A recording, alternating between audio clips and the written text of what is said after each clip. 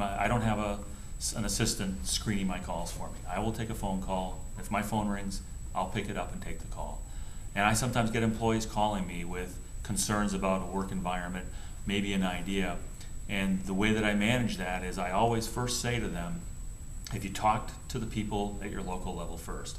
And more often than not, I find out that they haven't.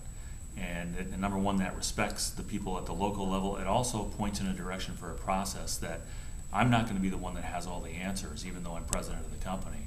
I ask them to go back and meet with their people to really understand, is there an opportunity, what's the issue, and then I expect them to get back to me, or I'll get back to them with what's the resolution of that issue, be it a new product idea, issue on the floor.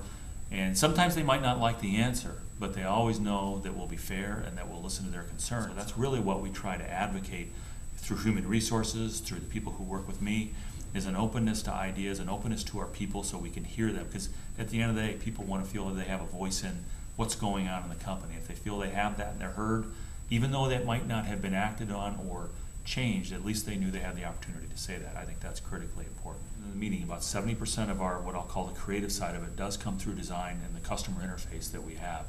And it's kind of bringing that back into the plant. A good example of that would be a particular carton that I showed in the meeting that has all that glue, folding and gluing and joining on it.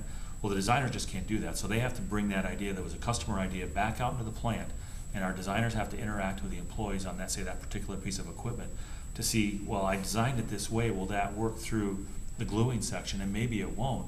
The operators will have an idea for how to change that. We'll change that in the design, bring it back to the customer, show them how that will work. And so it's really an iterative process between those three parties that get involved with it. You know, I mentioned the collaboration across our designers in terms of they have a problem somewhere, they're maybe stuck and they have to try to figure out how to solve it. We have meetings twice a year with all the designers where we get together and bring them together. So now there's a face to a name, and it's not just a phone call away. And you know, you establish those personal relationships, and usually in a personal relationship, you'll find you're more willing to help someone versus you've never met them.